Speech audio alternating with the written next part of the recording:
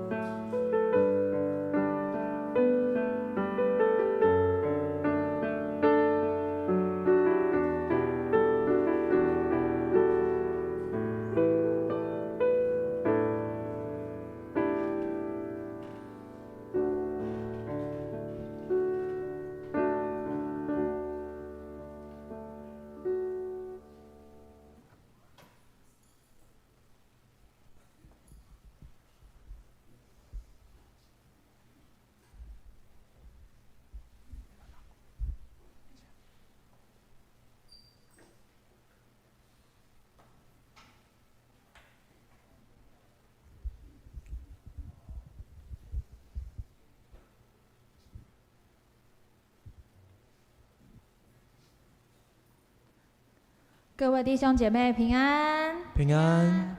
很高兴在今天早晨，我们一起来到神的殿来敬拜我们的神，好不好？邀请你们从座位上站立起来，与我们一起来敬拜。在今天早上，我们用更多喜乐的心来敬拜我们的神。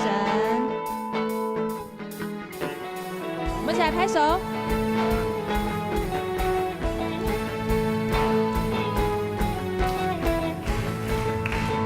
国度属于你，国度属于你，一切全能，一切荣耀永远属于你。天堂门打开，因你奇妙生命。天堂门打开，死亡不在，一切荣耀永远属于你。没有人能阻挡，因你充满能力，万王之王。真理都扬声歌唱，永恒的上帝 ，You are wonderful, You are wonderful。让全地欢唱，来赞美你。上帝直到永远光照大地，因为你奇妙生命，因为荣耀属。直到永远荣耀属于你。我们再一次来抬手来唱，国度属于你，耶稣。国度属于你，一切全能，一切荣耀永远属于你。天命都要归来，因你奇妙生命。天堂门打开，死亡不在。一切荣耀永远属于你，没有人能阻挡，因你充满能力，万王之王，全地都扬声歌唱，永恒的上帝 ，You are wonderful, You are wonderful， 让全地欢唱来赞美你，上帝直到永远光。因为你奇妙生命，因为荣耀属于你，上帝直到永远荣耀属于你。是的，耶稣，我们要大大来高举你的名，因为你的名胜过世上所有一切君王的名。我们要来赞美你，高举你，万王之王。之王，高举我们的神，高举我们的手来说，主你是万王之王，万主之主的神。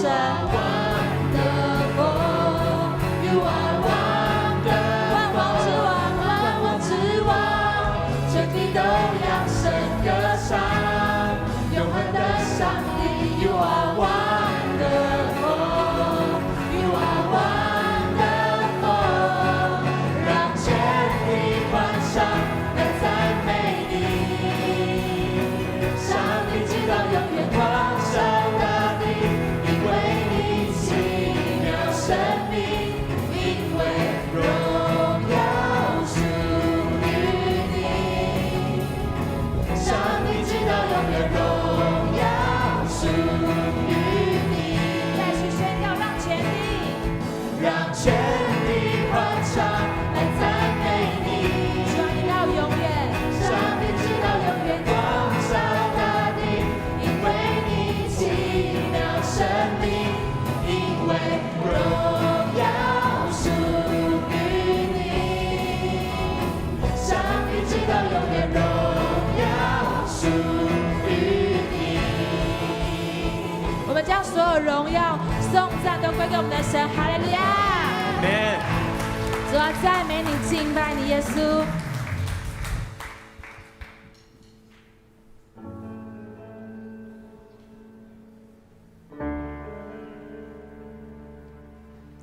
圣灵啊，求你更多的充满我们。圣灵啊，求你亲自来对我们说话，吸引我们来敬拜你。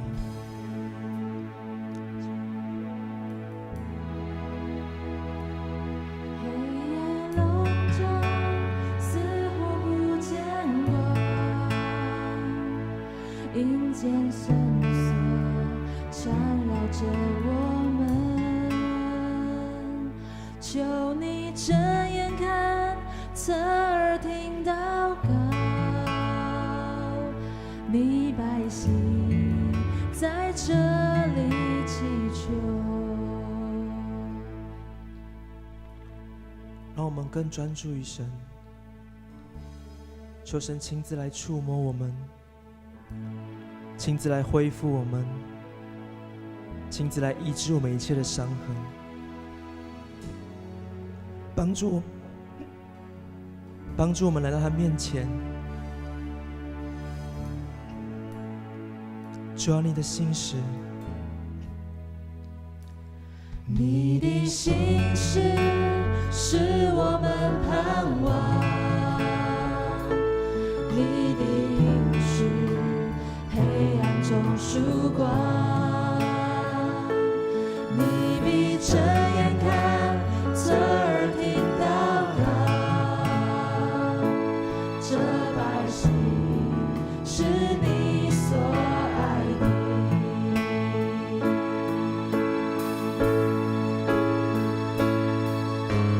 急难之中，我们会转向你，你是主，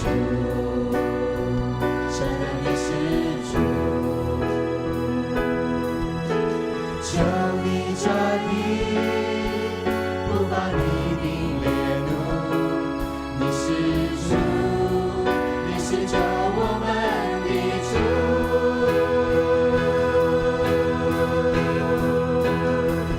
求你医治，求你怜悯，求你兴起，仇敌就退去。我们呼求阿爸天父，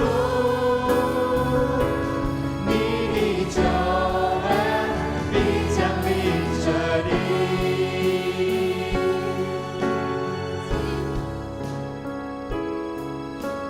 急难之中，我们会转向你，你是主，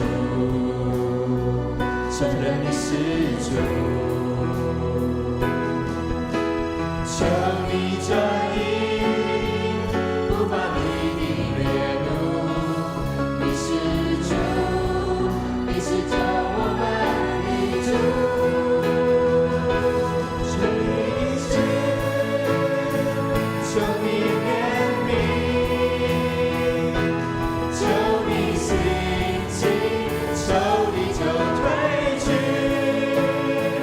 我们呼求阿爸天父，你的救恩必降临这里。我想邀请大家一起来做一个祷告。无论是什么拦阻了我们来到神的面前，可能是我们身上所背负的重担，或者是我们心里的担忧，或者是我们所犯的过错，就能帮助我们挪去这一切拦阻，来他面前来，用我们的心里和诚实来敬拜他。我们一起来祷告。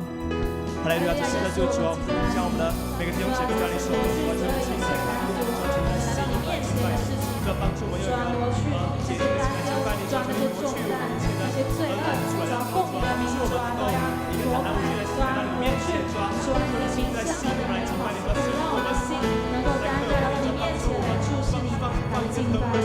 谢谢耶稣，主你何等的爱我们，带领我们进到那个更深的同在里面，主啊，谢谢你，主啊，谢谢你，主啊，帮助我们，主啊，吸引我们，使我们心来对你的热情，对你的渴慕，主啊，谢谢你。急难之中，我们会转向你，你是主，承认你是主，求你转移，不发你的烈怒，你是主，你是救我们的主。求你医治，求你怜悯，求你兴起，求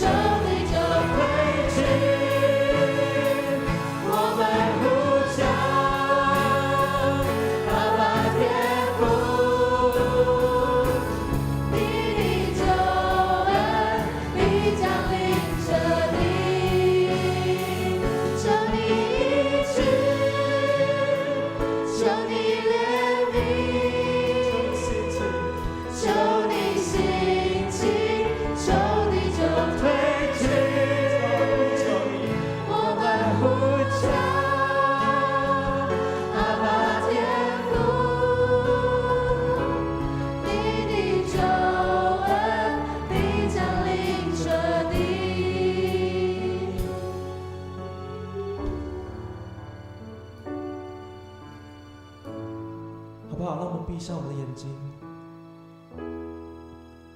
让我们更专注于神，让我们单单来享受他的同在，单单来渴慕他，单单来亲近他。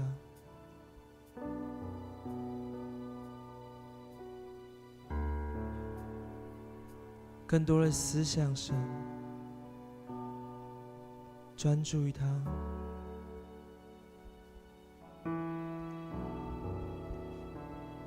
我在这里深切寻求你，每个清晨夜晚不住地寻求。我在这里聆听你心意，亲爱主耶稣，渴望欢迎你降临。在对神说，我在这里深切寻求你，每个清晨夜晚不住地寻求。我在这里聆听你心意，亲爱主耶稣，渴望欢迎你降临。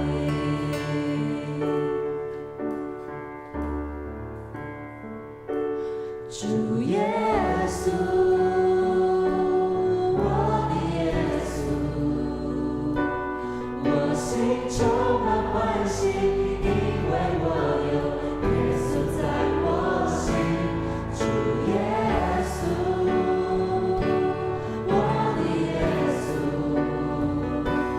我心充满感恩，因为我有耶稣在我心。说主耶稣，主耶稣，我的耶稣，我心充满欢喜，因为我有耶稣在我心。主耶稣，我的耶稣，我心充满感恩，因为我有耶稣在我心。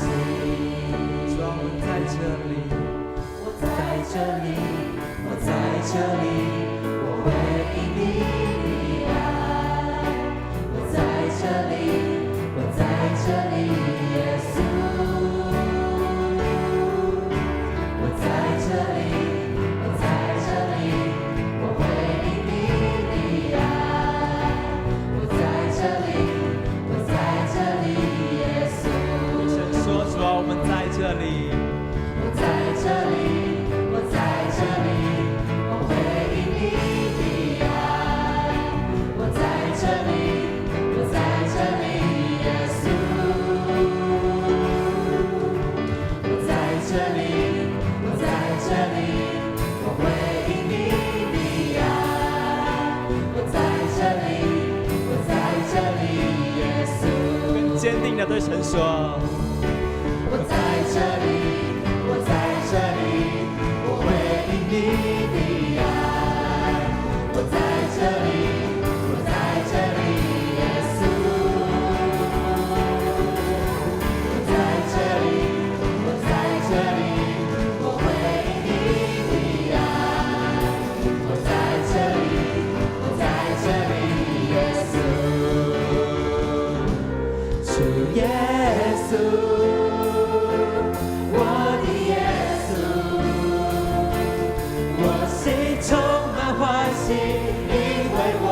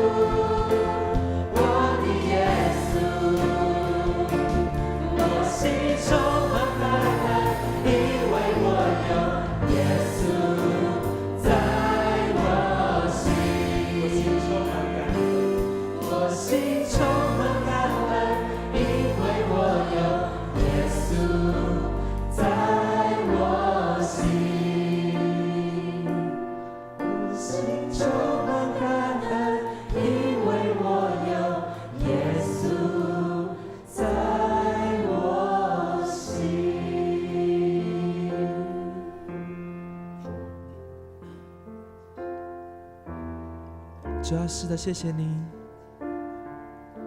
谢谢你这么爱我们。虽然我们是这样的不配，你仍然招聚我们来敬拜你，仍然吸引我们来到你的殿中，一同享受与你同在的喜乐。主啊，我们真的是要求你挪去一切拦阻我们来到你敬拜你的，挪去那些拦阻我们来亲近你的，挪去那些拦阻我们来更渴慕你的。主啊，帮助我们单单的爱你，注视你，更多来亲近你。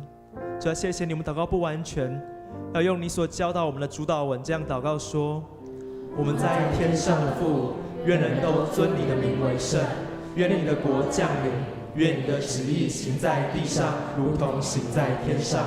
我们日用的饮食，今日赐给我们，免我们的债，如同我们免了人的债，不叫我们遇见试探，救我们脱离凶恶。因为国度、权柄、荣耀，全是你的，直到永远。阿们。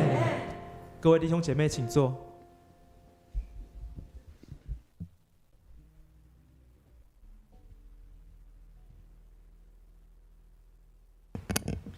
愿我们的敬拜成为馨香的祭，献给我们的神。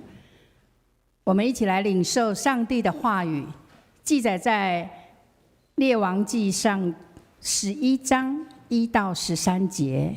请翻开现代中文译本第415页，中文译本第415页。所罗门王爱上很多外国女子，除了埃及王的女儿以外，他又娶了赫人的女子，以及摩押、亚门、以东和西顿的女子。上主曾命令以色列人不可跟这些异族通婚，因为他们会引诱以色列人去随从他们的神。可是所罗门爱恋这些女子，他娶了700个公主，此外还有300个妃嫔。他们使所罗门离弃上帝。在他年老的时候，他们引诱他去拜别的神明。他没有像他父亲大卫一样，一心忠于上主他的上帝。第5节，他拜西顿人的亚斯他路女神和亚门人那可憎恶的摩洛神。他得罪了上主，没有像他父亲大卫那样完全顺从上主。他在耶路撒冷东边的山上建造一个丘坛，祭拜摩押可憎之神基抹，又建造一个丘坛，祭拜亚门人可憎之神摩洛。他又为所有的外国妻妾建造许多拜偶像的地方，让他们在那里向自己的神明烧香祭拜。虽然上主以色列的上帝曾经2次向所罗门显现，命令他不可拜别的神明，但所罗门没有听从上主，反而离弃了他。于是上主向所罗门发怒，对他说：因为你故意背弃我和你立的约，不遵守我的命令，我一定要把你的国夺走，给你的一个臣子。12节，但是为了你父亲大卫的缘故，我不在你有生之年做这件事，要等你儿子做王的时候才实行。但我不把整个国家从他手中夺走，为了我仆人大卫，为了耶路撒冷这座我为自己选立的神，我将留下一个支族给他。以上是上帝的话，愿上帝祝福遵守他的话并按着去行的人。今天早上主任牧师要传讲的信息是圣经人物系列53所罗门第2讲，我们一起用恭敬的心来聆听。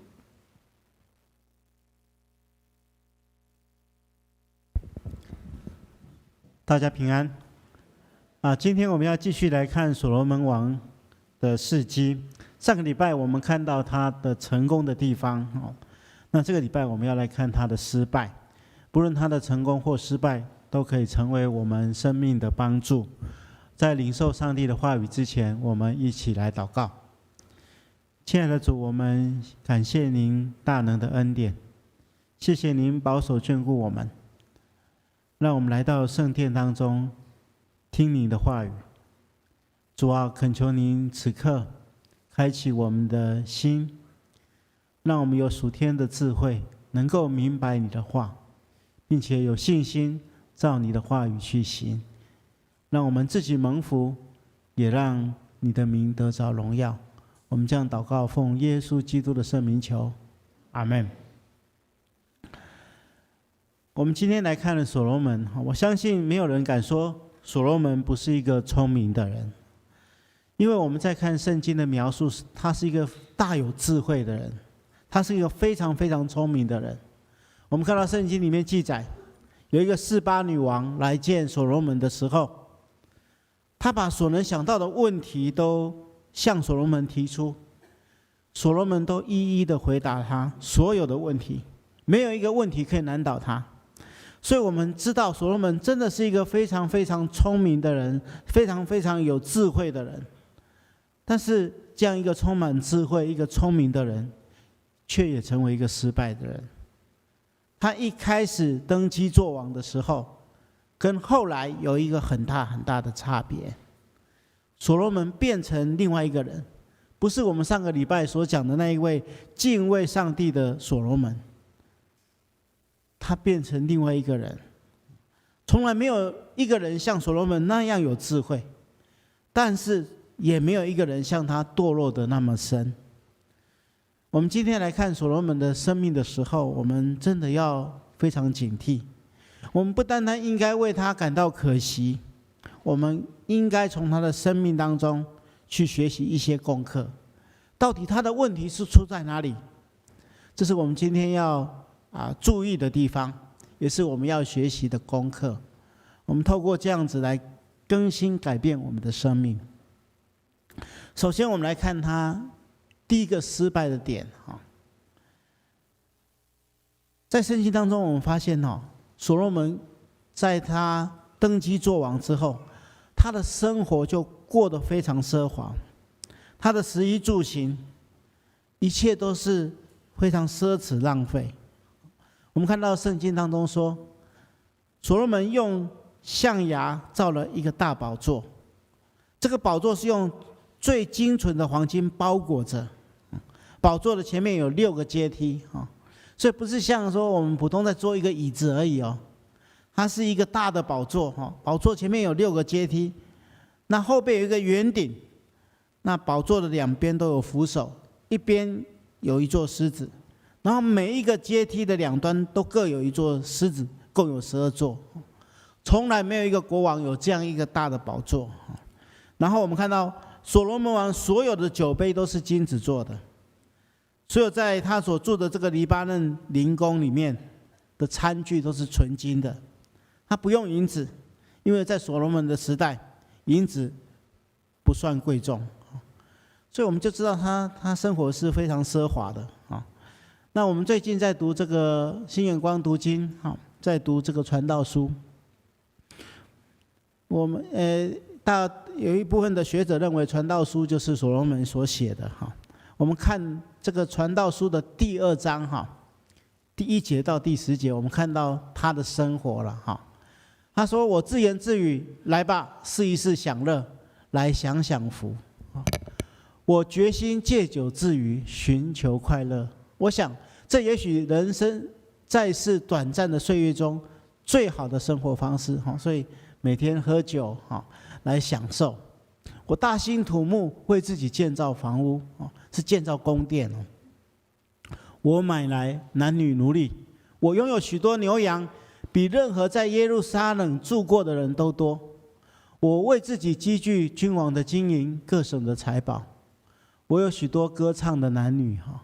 我们知道现在如果你很有钱的话，你可以买很高级的、很贵重的这个立体音响，对不对？可是所罗门不来这套，他怎样？他叫人家亲自给他演唱，叫圣歌队，叫我们的敬拜团亲自在他面前演唱。有许多歌唱的男女，有无数的妃嫔，随心所欲，我要什么就有什么，我尽情享受，不受拘束。你看他的生活就是这样子，生活非常非常奢华了。当然我们知道，所罗门时代是以色列最富强的时候，也许奢华一下没有什么，圣经当中也没有提到说上帝不喜悦或是谴责他奢华的情况。但是我们要明白，一个人的生活如果过度的奢华，这相当的危险。人在享受奢华的同时，有时候就会容易轻忽掉生命当中更重要的事情。一个人如果过分的注重自己的享乐，他就开始种下一个失败的种子，就是他失败的开始。因为他一个人一直在看自己的需要的时候，要求自己可以享受生活的时候，就往往会忽略掉许多重要的事情。所以我们看他在享受奢华生活的同时，他统治的百姓是如何，这是第二个他的失败的地方。他压榨他的百姓，他这么奢华，相对的他的百姓有很多是背负重担的。像我们看过，不论是我们过去所读的历史，这个我们像我们过去常常读中国的历史或是国外的历史都一样，许多的皇帝、许多的国王，他如果要享受、要过奢华的生活，一定要动用很多人来为他服务，来做苦工。这种奢华享受是跟百姓的痛苦是连在一起的。虽然我们在列王纪上的第4章看起来好像百姓是安居乐业，生活好像无忧无虑，但是我们在后来的圣经当中看到，当所罗门过世之后，北部支族的人来找他的儿子罗波安的时候，对罗波安这样说，他说：你父亲所罗门使我们背负重担，如果你减轻我们的担子，使我们的生活过得去，我们就归顺你。牧师在这边有用红色的写，他说他们是说使我们生活过得去，表示说生活已经快要过不下去了。那可见所罗门在宫里面过着奢华的生活，而他的百姓在民间却背负极大的重担，生活已经快要过不去了。事实上我们要明白古今都一样，如果执政的大官生活奢华，百姓生活痛苦的话，那这个国家一定会败亡。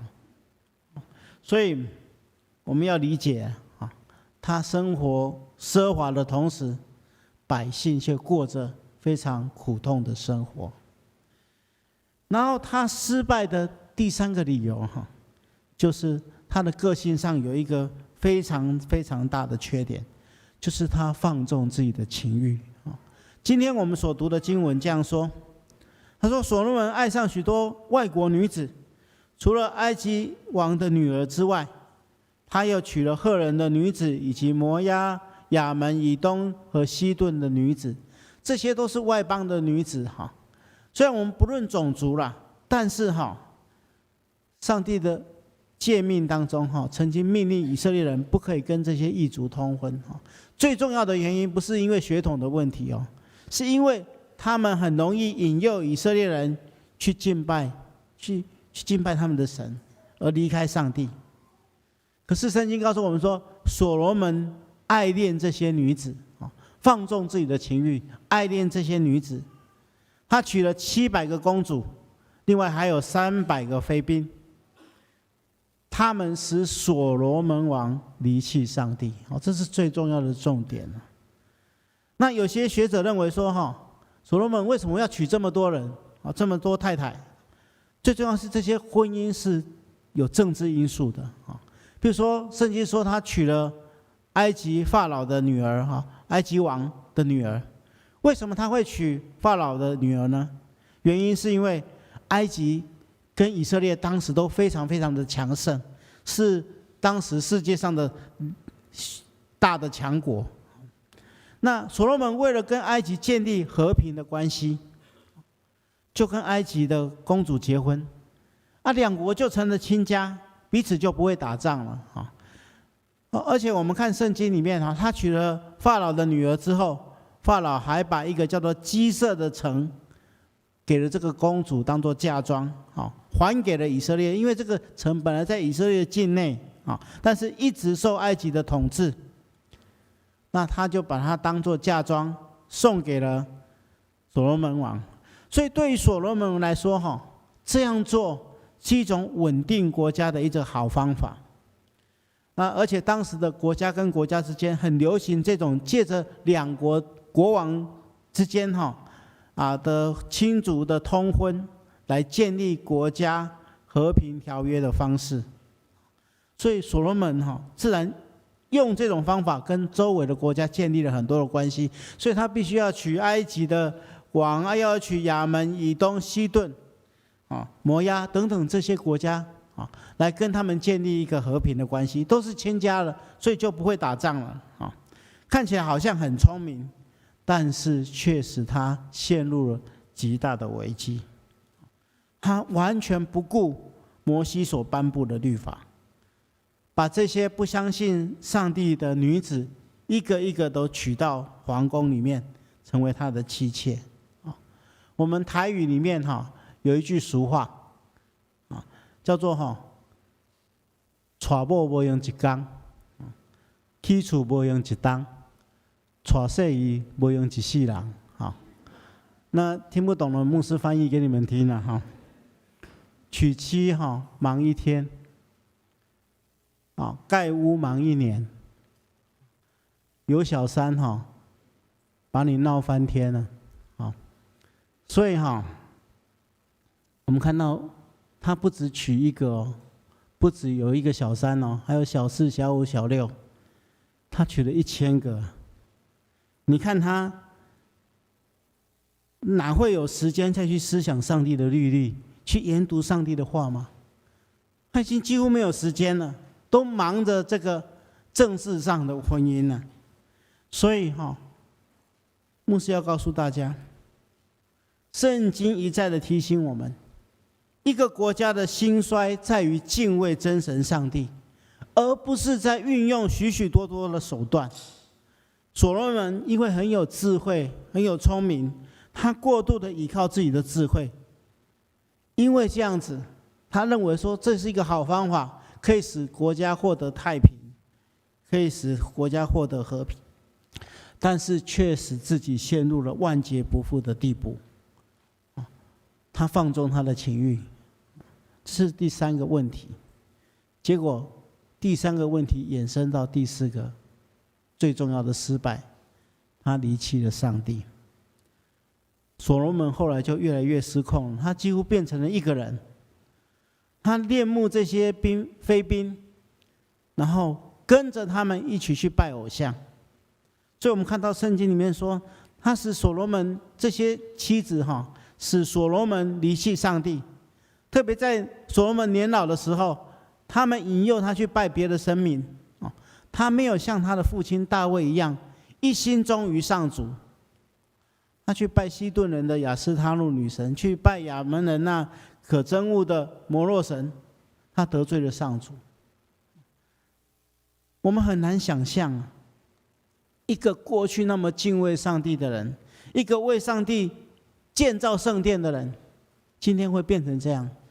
就好像一个人礼拜天早上来教会里面敬拜上帝，礼拜一跑去别的庙去拜别的神明，礼拜二又跑去哪一个庙去拜其他的神明。一个信仰已经不忠诚的人，已经没有中心价值的人，所罗门就是这样一个人。他被引诱变成为这样的一个人，甚至圣经说，上帝2次对他提出警告。他对他说，因为你故意背弃我和你立的约，不遵守我的命令，我一定要把你的国夺去，给你一个城子。不过上帝为了他的父亲大卫的缘故，不在所罗门有生之年做这些事情。他死后，我们就知道所罗门之后他的国家就分裂成南北两国，整个国家就败亡了。亲爱的弟兄姐妹，我们今天看到一个起初那么爱神、为上帝建造圣殿的所罗门，几乎完全转换成一个背逆上帝的人。我们真的要好好的去反省。透过这段经文我们要学习几件事情。今天牧师要跟大家分享4个非常重要的信息，我们把它记在我们的心里面。首先，第一件事情就是我们要明白一切财物都是上帝所赐给我们的。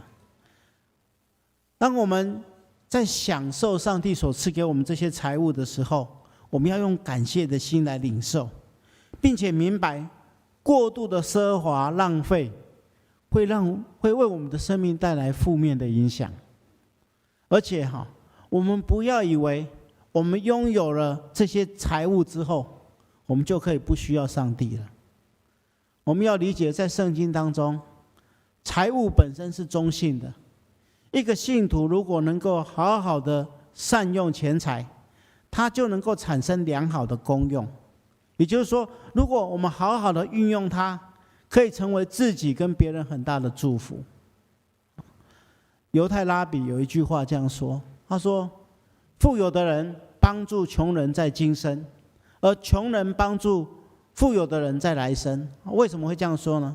因为富有的人他拥有上帝所赏赐给他的金钱，他知道这不是他的，是上帝要他管理的，所以他看到需要的人的时候，他会跟他分享，所以他会帮助穷人在今生而他这种作为会成为他来世极大的报养，就是神会纪念他所做的事情。所以穷人就是帮助富有的人在来世，这是我们要谨记的。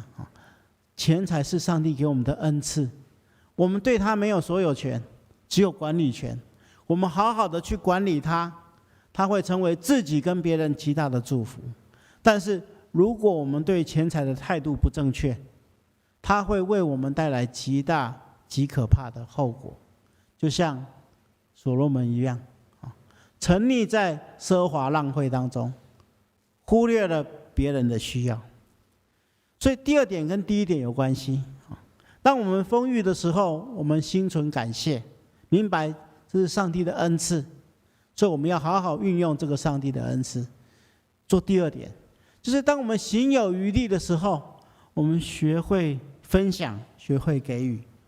当我们享受上帝赐予我们的财物的时候，一定不要忘了周遭还有许多困乏的人需要我们协助。不要像所罗门一样单单自己享受，他的百姓过着穷苦的生活，甚至连生活都过不下去了，他还不知道，他还忽略他们。所以圣经告诉我们说你手若有行善的力量，不可推辞，就当向那应得的人施行。你那里若有现成的，不可对邻舍说，去吧，明天再来，我必给你。就是要给予需要的人及时的帮助。所以你的手如果有行善的力量，不要推辞，就像那应得的人施行。应得的人就是真正需要的人，你应该学会分享。这是圣经给我们的教训。其实牧师最近也曾经透过一些长老跟我分享说，我们的弟兄姐妹当中有一些人最近常常会暗中做一些很好的事情，就是他们看到有需要的教会里面的弟兄姐妹，他们就会分享一些物质上的事物来跟他们分享来帮助他们。我觉得这个真是上帝期待我们做的。我们知道2020年我们过了一个很辛苦的一年，各行各业其实都很辛苦在这个过程当中，有些人特别辛苦，我们应该注意他的需要。特别现在要过年了那我们如果行有余力的，我们应该在这个时候学会分享，学会给予。我相信这是上帝在我们当中的旨意。那第三点，牧师要跟大家分享，就是说，我们看到所罗门在富贵的时候引诱就找上他了啊。所以当试诱来临的时候，我们必须要平静的去面对啊。我们要理解，当一个人过度安稳的时候，更应该要小心提防，因为诱惑很可能就会趁机而入。就像我们常常有一些习惯啊，很多人喜欢上网，很多人喜欢使用手机，或是看电视，这都不是罪恶。但是我们要晓得哈，在这些东西当中，都有引诱我们的事物，要非常非常小心。就是我们在使用这些东西的时候，这些东西可以带给我们很多的快乐，很多的祝福，但是当中也有许许多多的引诱。所以求主给我们一颗敬畏上主的心。我们知道每一件事情当中会带给我们益处，但是也许或多或少都会有一些试探。在面临试探的时候，只有一个要诀，就是逃跑，跑到耶稣基督的脚前，得到保护。所以试诱来临的时候，我们要靠主来得胜啊！一个敬畏上主的人，要时时把这个敬畏上主的心放在心里面，这样子我们就可以战胜这些试诱。最后一个，牧师要跟大家分享哈，所罗门之所以会失败，是因为他被他的妃嫔引诱去敬拜别的神，他没有像他的父亲大卫一样一心遵守敬畏上帝的心，没有持守对上帝的信心，结果他最后被上帝所弃绝了。我们应该引以为戒了。也就是说，所罗门他有权力，他有物质上的金钱，他过度依靠自己的智慧。我们应该小心啊，引以为戒。我们应该将所有的主权都交给上帝，全能都交托，让我们对上主的信心永远不移。求主保守眷顾我们的心，让我们真的一生可以追随耶稣基督的脚步，并且得到他真实的保守。我们同心来祷告。亲爱的主，我们感谢赞美你的恩典，谢谢您透过你的话语再一次给我们帮助。主啊，我们知道透过所罗门的失败，我们愿意反省自己的生活，求主在我们丰富的时候能够心存感谢，在我们行有余力的时候可以学会分享，当试诱来临的时候，求主帮助我们能够战胜这些诱惑，并且让我们学习全人交托给主。求主耶稣基督你的恩典就庇护我们每一个人的生命。我们将祷告奉耶稣基督的圣名求，阿们。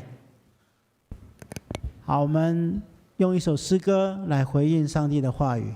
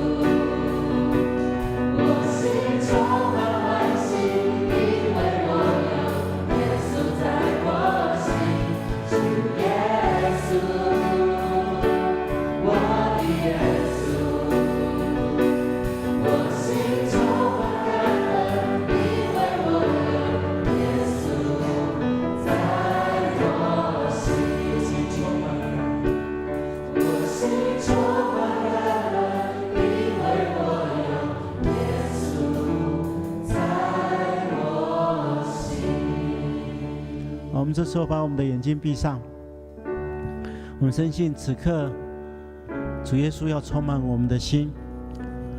我们当中，如果你有正遭遇到极大的困境，你觉得靠自己的能力没有办法超越的，需要人家为你祷告的，你可以把你的手举起来，我们的代祷团队会为你祝福。我们需要人家为你祷告的，你把你的手举起来。我们前面这边有我们前面这边有姐妹。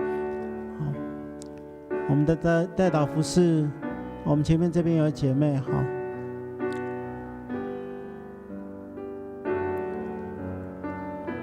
需要人家为你祷告，你把你的手举起来。其他的人，我们可以把我们的手放在我们的心上，我们求主充满我们。我们求主在我们的心中掌权，那我们全然属于他。现在没事，没事。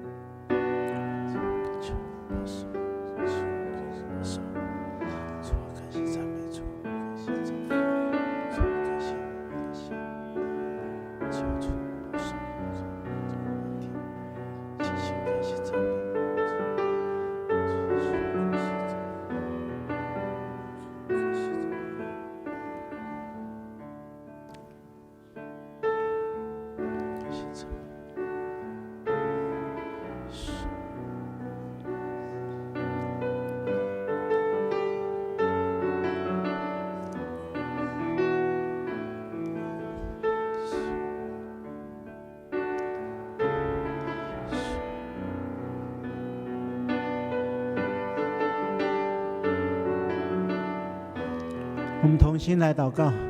亲爱的主，我们感谢你的恩典，谢谢您透过你的话语再一次充满我们。主啊，我们的心充满感恩，因为我们深信你此刻在我们心里运行，保守眷顾我们每一个人。我们特别奉耶稣基督名祝福在你面前举起手这些弟兄姐妹。主，你知道他们的困境，你知道他们需要你，求主就引导他们前面的道路，并且激励他们，充满他们，让他们得着你所赏赐一切的智慧恩典，让他们面对困境的时候可以靠你的力量来得胜。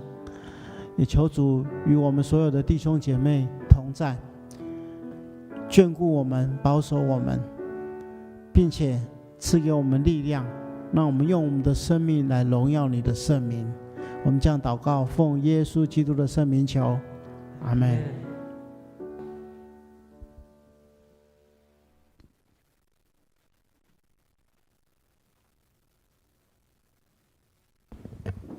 这个时候，请我们预备心来奉献。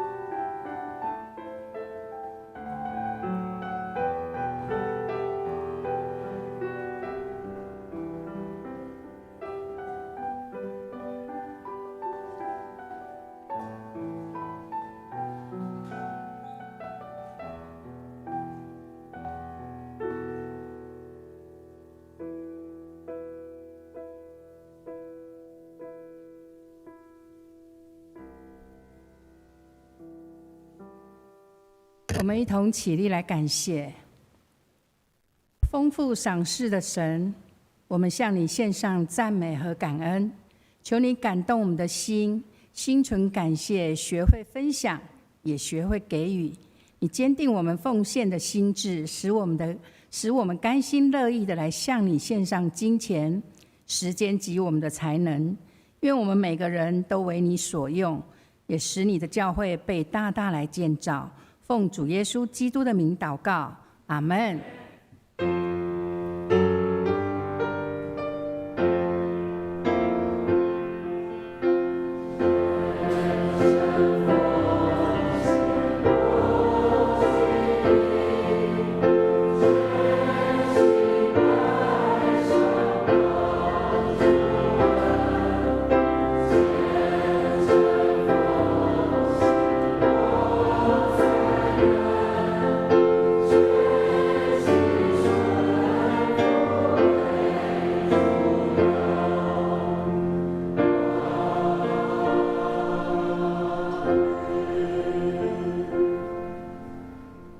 请坐。我们一起来关心教会的事工，请翻开周报第5页跟第6页。本周特别的事工，我们第一点是最近武汉肺炎的疫情有升温的趋势，因此教会有联谊以下的措施，敬请大家配合。这个自己来看哈。那我们来第2点，肢体关怀。本会会有黄林碧玉长老娘，是黄一林长老的妈妈。她于1月28日安息主怀，请兄姐来关心代祷，愿上帝来安慰遗嘱。第6页的第3点，农历春节事工，2月10号到16号是农历春节的假期。如果大家有事情要请洽值班的洪秀清传道，电话在这上面。敬祝大家新春蒙福。第2个，除夕围炉家庭礼拜的程序单放置在10楼走廊的桌上。如果兄姐要索取，我们一户1张啊，或是扫描 QR code 下载，我们可以依家庭人数自行来影印。第3点，新春全家福感恩礼拜的时间是2月12号礼拜5大年初1上午10点半。在10楼礼拜堂举行。那礼拜中特别邀请有志参与献诗的，他要来唱这个台语圣诗《咱就来吟诗》，请于当天要献诗的弟兄姐妹在上午10点，在10楼礼拜堂来参加练习。第4个，因逢农历春节的期间，2月14号就是下个礼拜天主日。4场礼拜合并在10点半来举行，当天儿童主日学暂停1次，请兄姐留意来参加。第4点，野外礼拜的事工，就是3月7号是教会社教108年纪念主日，我们要举行全教会的野外礼拜，地点在新竹圣经学院，时间是上午8点20分，我们在教会集合出发。那这个费用是每个人要缴500块，但是当天在车上我们会退费200块，3岁以下的孩童是退费300元。那我们即日起要向各牧区的干事来报名缴费，到2月28截止。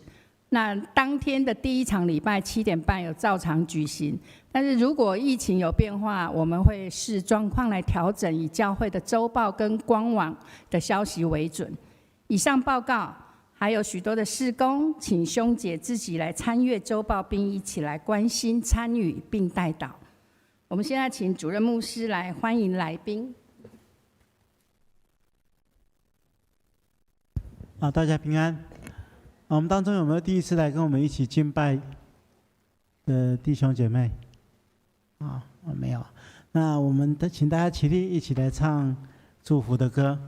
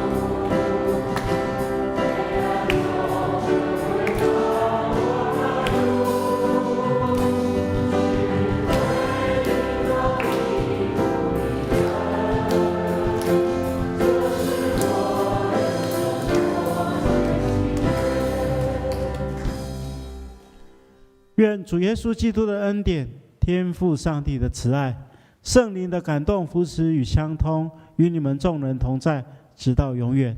阿们。我们互相请安问候，愿上帝亲自赐福。